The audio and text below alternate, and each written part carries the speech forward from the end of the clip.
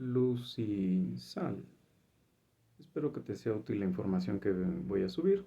Eh, Quisiera hablar de un profeta que cada que vuelvo a regresar al Antiguo Testamento,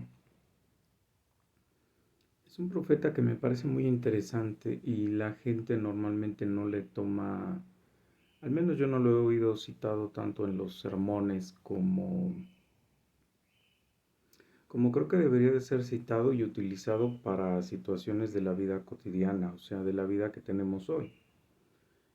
Em, Promesas que se hicieron, posibilidades de entender de manera muy didáctica lo que tenemos que hacer frente a Dios, nuestra función como cristianos, esto que llamamos la Gran Comisión. ¿Qué ocurrió o qué iba a ocurrir? ¿Por qué le toca decir qué va a ocurrir? ¿Qué va a ocurrir cuando Jesús venga? ¿Qué piensa Dios acerca del pecador?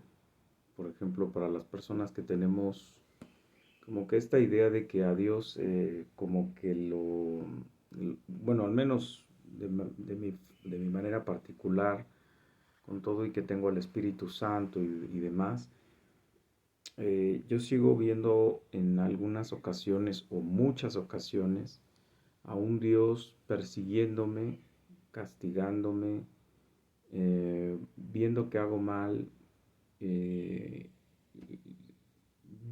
o sea, independiente de que como cristiano bueno, te debes ver indigno, te debes ver como diría MacArthur en una de sus pláticas que da, de sus sermones, te debes de ver como un mendigo sentado en la esquina de una calle levantando la mano y pidiendo limosna de parte de Dios. ¿Por qué? Porque cada vez que te miras y ves lo que haces y ves lo que piensas y ves lo que sientes, pues eres indigno de. Pero cuando tú lees lo que él piensa acerca de ti, lo que él piensa acerca de, de tu relación con él, pues es complicado no sentarse y decir, no creo que estoy entendiendo mal eh, a mi Dios. Y conste que se lo está diciendo al pueblo de Israel, y conste que no te lo está diciendo a ti, y conste que hay pastores o predicadores que te dicen, no, pero todo es para la gloria de Dios, y tú no vales nada, y Dios no creas que hace las cosas para ti, si derrama su amor es porque Él derramó su amor al Padre, y luego al Hijo, y etcétera, etcétera, ¿no? Entonces, quisiera que lo escucharas de propia boca de Ezequiel, que está hablando Jehová con él. Y quisiera partir primero con la idea de el atalaya. El atalaya, según la Biblia, y yo no lo sabía, los atalayas eran los vigilantes, ¿no? Los que cuidaban en las fortificaciones, porque todavía no era el tiempo de la pólvora, entonces todavía había fortificaciones. Las fortificaciones desaparecen cuando aparece la pólvora, porque ya no tenía caso tener paredes, porque ya las paredes eran derrumbables, ¿no? Es una cuestión histórica que por ahí puedo revisar. Pero en ese tiempo existían las edificaciones con paredes que cubrían o que protegían a los pueblos, ¿no? Entonces el atalaya era una persona que tenía que vigilar en alguna torre y tener que estar mandando señales a la gente, a los soldados, a los que estaban ahí como parte de la protección del pueblo, y decirles qué es lo que veían y decir con claridad qué era lo que veían. Es más, cuando regresaban de alguna batalla, cómo regresaban, corriendo, regresaban caminando, regresaban con todas sus ropas, regresaban rotos de su ropa, la barba rajada, ajada, cortada, etcétera, etcétera, etcétera, ¿no? Y todas esas condiciones te decían cómo estaba la guerra o qué estaba pasando afuera, e incluso, bueno, saber si venía un enemigo, ¿no? Nosotros como cristianos tenemos esa situación. Lo quiero decir antes de citarlo porque tengo problemas con la vista. Estuve leyendo un ratito ahorita la palabra de Dios. Entonces tengo hipermetropía y astigmatismo. Entonces ahorita voy a leer con mucha dificultad. Pero quiero leerlo, pero antes déjame dar esa pequeña interpretación del atalaya. El atalaya tendrá que avisar. Peor cuando te lo dice Jehová. O sea, cuando Jehová le dice a Ezequiel, tú tienes que decirle al pueblo y tú tienes que, porque si tú no lo haces, la sangre de aquel que sea derramada por su pecado va a caer sobre ti. Pero si tú lo haces, la sangre de él no será derramada para ti. Y eso es lo que uno tendría que estar haciendo, ¿no? Es decir, aunque seamos chocantes, aunque seamos insoportables para la gente que no lo entiende, siempre que tengamos oportunidad terapéutica, es decir, de salud, del alma, del espíritu, de tu alma, eh, déjame separar porque de repente revolvemos alma y espíritu. El alma es nuestra, el Espíritu Santo es el que viene, ¿no? Entonces, aunque seamos chocantes y aunque seamos reiterativos y aunque seamos lo que sea, finalmente tienes que decirle a las personas que están haciendo mal, que están haciendo enojar al Rey de Reyes y Señor de Señores, que ya de por sí nacemos en ira con Dios, que nacemos en pecado por la herencia de Adán y Eva. Pues imagínate que además seguimos acumulando cada vez que decimos algo malo y algo malo y algo malo y algo malo.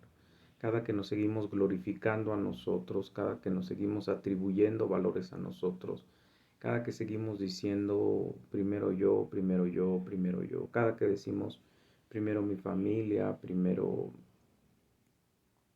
cada que estamos muriéndonos por querer conseguir las cosas materiales, por seguir creyendo que mientras más grande sea la televisión o más grande sea la casa o más grande sea el departamento o más dinero tenga, más pues soy mejor, ¿no?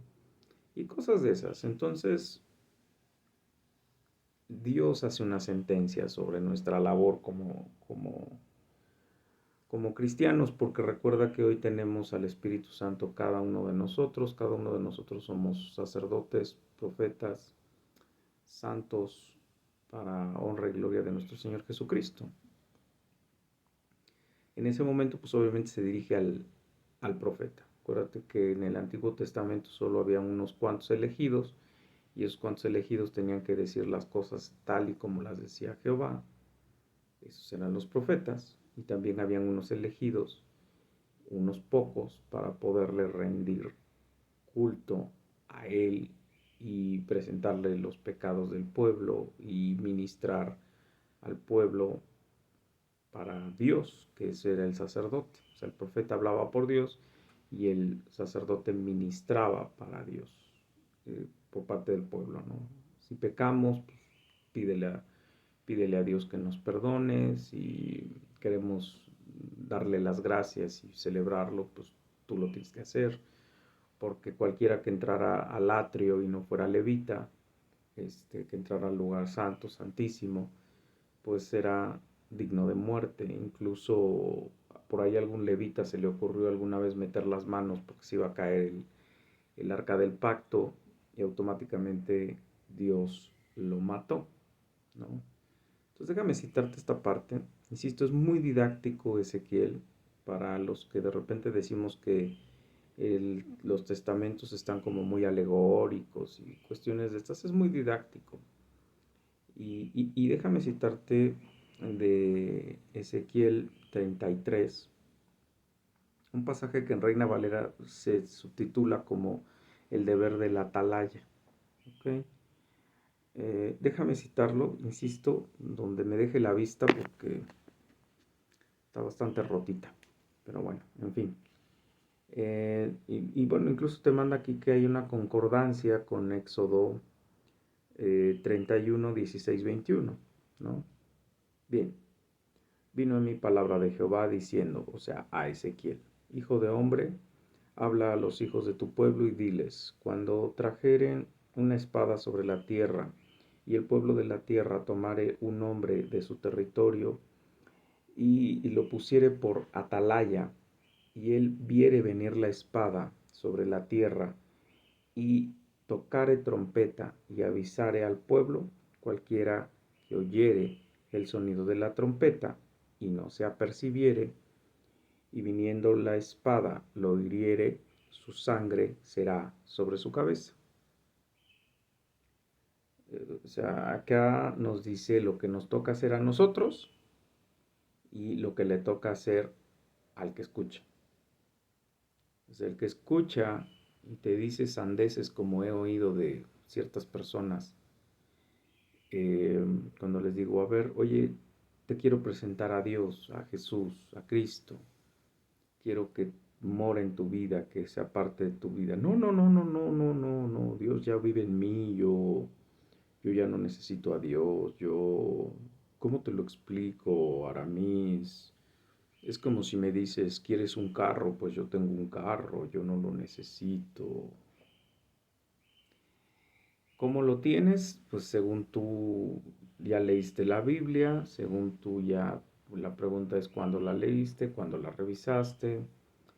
Y sobre todo los frutos, es muy chistoso, pero los frutos hacen que te des cuenta que alguien no conoce a Dios o conoce a un Dios nueva era o alguna cosa extraña. Pero bueno, entonces cae la espada, si no haces las cosas, o sea, si no te salvas, aunque ya se te avisó, ya es problema tuyo. Entonces ya no te queda, ya al cristiano, a nosotros, ya no nos queda la parte donde yo me puedo sentir culpable y Dios me demande esa sangre. Voy a citar. Dice, el sonido de la trompeta oyó, no se apercibió, su sangre será sobre él. Mas el que se apercibiere librará su vida. ¿Mm? Es decir, te pones atento, escuchas la palabra, la recibes y decides por una obra que es del Espíritu Santo, sin entrar en detalles, decides arrepentirte de tus pecados, invocas a Dios y le pides que sea dueño de tu vida, de tu existencia y de todo lo que tú haces, dices y el lugar en el que ocupas en ese momento en la vida.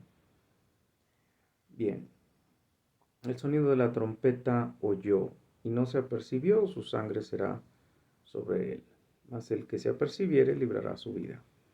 Pero si el atalaya viere venir la espada y no tocare la trompeta, o sea, nosotros sabemos que viene la segunda venida del Señor, sabemos que cada que la gente está haciendo tonterías, eso nos incluye a nosotros porque hacemos muchas tonterías. Estamos generando ira a Dios, excepto nosotros, los cristianos. ¿Por qué? Porque no lo hacemos como de balde y adrede, sino lo hacemos porque a veces nos gana la estupidez de creer que somos mejores que Dios o la estupidez de que lo que vamos a hacer, pues ya no los perdonaron en la cruz, pues de todas maneras Dios sabe de mi corazón, ahí tienes a David haciendo tonterías, a Abraham, a todas las gentes de la fe que hicieron babosadas triple, cuádruples más que nosotros y nos seguimos solapando y diciendo que nosotros vamos a recibir un perdón por esas estupideces y vamos y las hacemos, diría, tentamos a Dios. Muchas veces la diferencia es que a nosotros Dios nos disciplina, aunque a veces lo sentimos como castigo. Dios nos disciplina. Al, al, al no cristiano, probablemente aquí no lo castigue, lo va a dejar que siga llenándose de porquerías, que siga consumiendo, que siga tragando, que siga prosperando, que siga inflándose de lo que el mundo le ofrece y cuando venga la justicia de Dios, ya sea porque Él muera o porque el Maranata se lleve a cabo, entonces va a venir y le va a decir, amiguito, Tú ya viviste, ya hiciste, nunca me reconociste, nunca me diste honra y gloria, etcétera, etcétera. Ve a tu lugar. Y el lugar es el infierno eterno, ¿no? Bien. Pero si el atalaya viere venir la espada y no tocare la trompeta, y el pueblo no se apercibiere, y viniendo la espada hiriere de él a alguno, este fue tomado por causa de su pecado, pero derramaré su sangre de mano del atalaya. O sea, es mi responsabilidad decirte las cosas. A ti pues, hijo de hombre, te he puesto por atalaya de la casa de Israel, y oirás la palabra de mi boca, y los amonestarás de mi parte. Cuando yo dijere al impío, impío, de cierto morirás, si tú no hablares para que se guarde el impío de su camino, el impío morirá por su pecado, por su sangre, yo le demandaré de tu mano. Perdón, pero su sangre yo la demandaré de tu mano. ¿Cuándo? Si tú no le hablares para que se guarde el impío. Y si tú avisares al impío de su camino para que se aparte de él, y él no se apartare de su camino, él morirá por su pecado, pero tú libraste tu vida. Es decir, es condenable no avisarle a. Ojo, no avisarle a tu hermano quiere decir que yo también tengo que decirle a un cristiano cuando no es cristiano lo que está haciendo y sigue convenciéndose a sí mismo, silenciando su conciencia y silenciando su corazón, que lo que él está haciendo está muy bien, que él lleva una vida bien con Dios, que Dios lo escucha y Dios lo perdona, y Dios lo escucha y Dios lo perdona, y Dios lo escucha y Dios lo perdona. Y él no trata de esforzarse por hacerse de los recursos que otros a lo mejor tenemos o tienen, que le pueden servir para que cambie su disposición al pecado. Ese es el gran problema que tenemos muchos de los que nos encanta seguir pecando en lo mismo. O sea, no es lo mismo que las cosas se presenten y te provoquen a pecar. Y otra cosa muy distinta es ir uno a buscar, ir a repetir esa misma cosa que nos lleva al pecado. Ejemplo, yo sufro de alcoholismo, yo no me voy a ir a meter a la fiesta de los maestros, que ya sé que lo primero que hacen es destapar botellas de cerveza y botellas de alcohol y demás, y empieza la fiestecita, porque sé que va a llegar el momento en el que se me va a olvidar cuántas llevo, me va a empezar a dar la fiestecita y seguramente va a conllevar a otras actitudes que desagradan a Dios. Entonces no voy a buscar ni fiestas ni antros, que gracias a Dios nunca tuve amigos para eso. Pero bendito sea Dios, o sea, es un ejemplo que te doy, ¿no? Eh, La lujuria, si yo sé que estando con una mujer a solas, va a llegar el momento que por muy fea que yo diga que esté, me va a empezar a gustar, pues entonces no me quedo con ella solas, no me veo en situaciones comprometedoras, no la trato de localizar para ayudarla con las cosas que ella necesite, etcétera, etcétera, etcétera. O sea, no me meto en problemas que yo sé que yo mismo estoy yendo a buscar atentarme a mí mismo de mi propia concupiscencia. Entonces, por eso haces lo posible por lo que nos dice Juan, nos dice Pablo, huye al pecado y no lo practiques, ¿no? Pero hay gente que, de verdad, o sea, dice, no, es que tú no conoces mi corazón, así diga el mundo que lo que quiera, yo soy bien cristiano, yo ta. Pues bueno, en fin. Entonces, Dios nos da una tarea a los atalayas. ¿Quién es el atalaya? Tú y yo, porque tú y yo, al menos, bueno, si eres cristiano, debes de estar leyendo tu Biblia constantemente. Cuando no leas tu Biblia, pues estás leyendo otros autores cristianos, no psicólogos motivacionales como el pastor Rick. Eh, Tienes que estarte empapando de lo que tiene que ver con la cultura cristiana, porque igual que te contaminas del mundo, por decirlo de alguna manera, te contaminas del cristianismo. Si comes, hablas, lees cristianismo, pues obviamente vas a comer, hablar, leer y entender cristianismo. ¿Quién te da el deseo de hablar, leer, oír y respirar cristianismo? Dios, a través del Espíritu Santo. O sea, no es una acción que uno tenga automática, ¿no? Cuando tú piensas en qué quiere tu carne, pues tu carne no quiere leer. Bueno, en mi caso, pues yo tengo hipermetropía y estigmatismo. Con problemas puedo leer porque ya ni los lentes son de mi graduación. Mi vista se nubla, me duele la cabeza, me canso.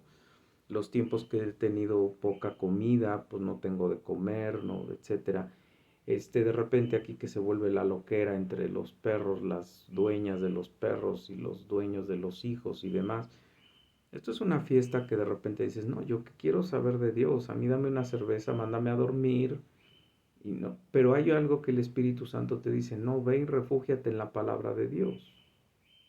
Ve y síguete refugiando en la palabra de Dios, y ve y síguete refugiando en la palabra de Dios. Y entonces te hace que tus concupiscencias empiecen a tener menos peso y tu deseo por servir, hablar, predicar, dar a conocer su palabra es más fuerte, incluso costándote tu trabajo. Ahora escucha esta otra parte de Ezequiel, me encanta, porque insisto, es muy didáctico. O sea, él no es alegórico, él no es si la cuarta serpiente de las 8 cabezas, y él, ¿no? Que así le llegaron visiones a algunos de ellos. No estoy cuestionando la forma en la que llegan las cosas de parte de Dios, finalmente son las cosas de Dios, y hay cosas que él sella a través de alegorías y de parábolas y demás, pero hay cosas que son muy explícitas y muy claras, y es donde la gente dice, es que no entiendo la Biblia. No, pero es que no la lees, ¿no? Y no la lees a través del Espíritu Santo, y no la vuelves a leer, y vuelves a leer, y vuelves a leer, porque cada momento en que vuelves a leer la Biblia, hay cosas en las que, bueno, particularmente yo sí le digo a Dios, Dios, házmela leer como si no la hubiera leído nunca. ¿Para qué? Para que yo me siga sorprendiendo, para que yo no siga prejuiciándome, para que yo no siga creyendo que ya lo sé, que ya no tiene caso, sino que me siga yo sorprendiendo. Y escucha, fíjate aquí, dice, el camino de Dios es justo, así lo subtitula Reina Valera. Y también hace referencia a Ezequiel, al mismo Ezequiel 18, 21, 32. Dice, tú hijo de hombre, di a la casa de Israel. ¿Por qué lo repite Ezequiel? Porque normalmente entre los judíos decir 3 veces las cosas era decir, es importante y es importante. Cuando Dios se cita a sí mismo 3 veces, santo, santo, santo, quiere decir que es santo, santo, santo. O sea, es separado, separado, separado, diferente, diferente, diferente, y no tiene nada que ver con nosotros. Nos hizo a su imagen y semejanza. Nosotros pecamos, se acabó la imagen y semejanza.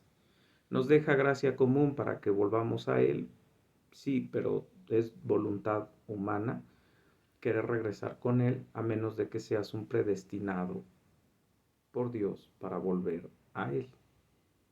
Misterios que no entiendo, pero ahí están. Dice, tú hijo de hombre, di a la casa de Israel, vosotros habéis hablado así diciendo, vuestras rebeliones y vuestros pecados están sobre nosotros, y a causa de ellos somos consumidos. ¿Cómo pues viviremos? O sea, piden opciones, ¿no? Hacemos puras estupideces, nos das Deuteronomio, nos das los 10 mandamientos, parte de Éxodo, toda la parte donde Josué va pues Deuteronomio, no, o sea, te da el reglamento, y tú te vuelves a voltear a los dioses paganos, matas a tus hijos, porque hay otra parte, y lo voy a localizar, donde Ezequiel dice, hijo de hombre, mira lo que están haciendo dentro del templo, mira lo que están adorando, mira lo que están, mira cómo están sacrificando a sus hijos, mira cómo tienen pintado adentro de mi templo, animales, figuritas y demás, y las están adorando. Mira lo que se hace ahí adentro. No tengo yo razón de castigarlos, no tengo yo razón o sea, hijo de hombre, o sea, ve, más evidencia no puedo tener, ¿no? Bien. Entonces preguntan, ¿cómo pues viviremos? Diles, vivo yo, dice Jehová el Señor, que no quiero la muerte del impío. Ojo, para los que creemos, insisto, que es un Dios que anda buscando o cómo quitarnos la felicidad, o cómo estar viendo en qué fallamos para no retribuirnos con su bendición, su amor y su misericordia. Yo así pienso, o sea, la mayoría de las veces. Diles, vivo yo, dice Jehová, el Señor, que no quiero la muerte del impío, sino que que vuelva el impío de su camino y que viva. Volveos, volveos de vuestros malos caminos. ¿Por qué moriréis, oh casa de Israel? Y tú, hijo de hombre, di a los hijos de tu pueblo, la justicia del justo no lo librará el día que se rebelare, y la impiedad del impío no le será estorbo el día que se volviere de su impiedad, y el justo no podrá vivir por su justicia el día que pecare. Es una responsabilidad brutal, o sea, ¿por qué? Porque al menos cuando yo no era cristiano, yo no conocía nada de esto y Dios no me había abierto los ojotes.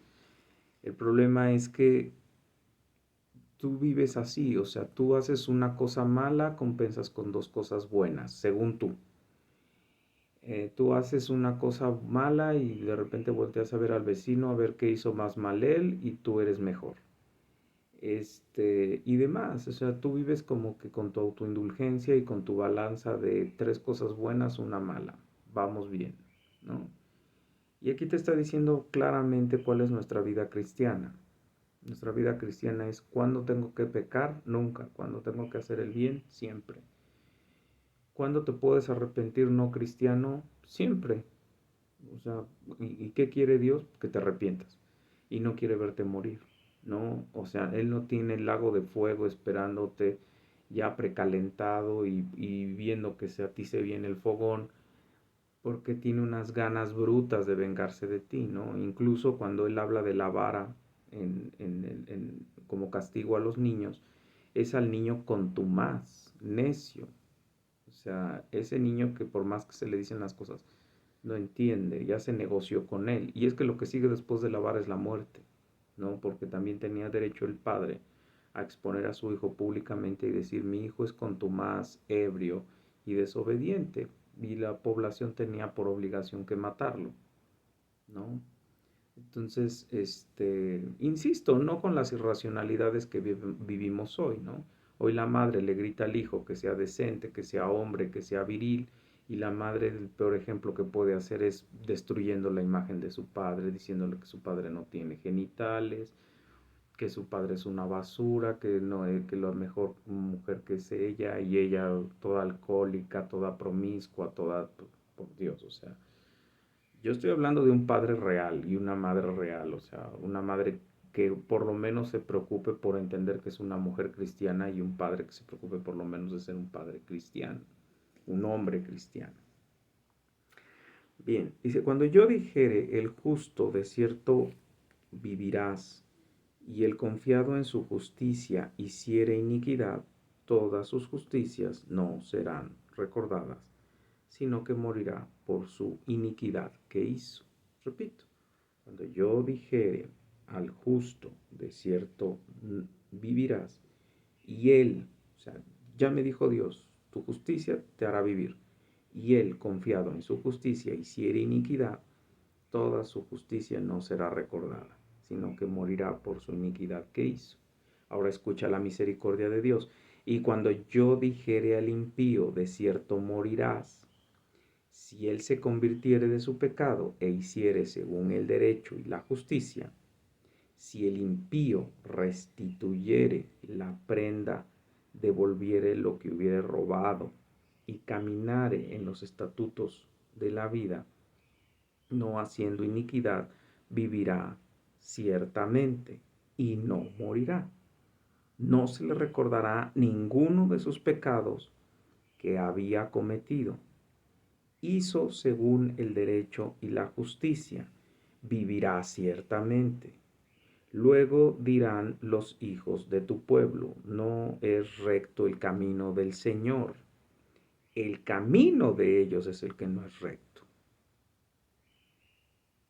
Cuando el justo se apartare de la justicia e hiciere iniquidad, morirá por ello. Y cuando el impío se apartare de su impiedad e hiciere según el derecho y justicia, vivirá por ello. Creo que es muy claro, ¿no? O sea, creo que muy claro. Y dijisteis, ¿no es recto el camino del Señor? Yo os juzgaré, oh casa de Israel, a cada uno conforme a sus caminos, ¿no? ¿Cómo opera en nosotros cristianos? ¿Cómo opera en nosotros cristianos esta gracia de la restitución? Cuando tú insultas a alguien o cuando tú hablas mal de alguien o cuando tú lo chismorreas a alguien y lo desprestigias, no hay forma de restituirlo.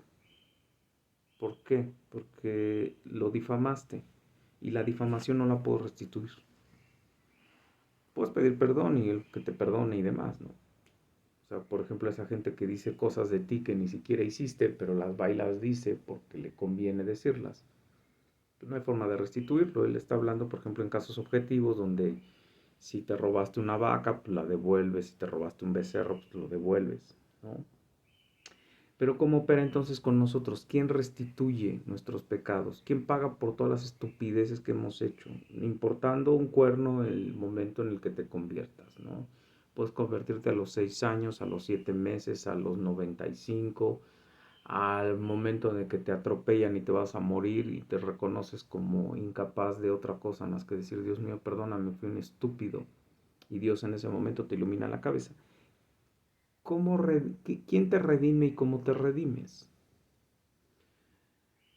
Cada gota, cada lágrima, cada golpe, cada derrame interno, cada fractura, cada dolor, la ausencia del Padre, cada momento que el Hijo recibió la ira de su Padre por cada pecado que cometiste, que cometerás y que seguirás cometiendo hasta que Dios tenga la misericordia de llevarnos a su presencia, ha sido pagado en la cruz. En la cruz fueron 3 horas de agonía en la separación cósmica perfecta entre Padre, Hijo y Espíritu Santo. Elí, Elí, ela samatami, quiere decir, Dios mío, o sea, ni siquiera le puedo decir Padre, Dios mío, ¿por qué me has abandonado? La respuesta que seguramente tuvo que haber escuchado Jesús, porque eres maldito, maldito es aquel que muere en un madero.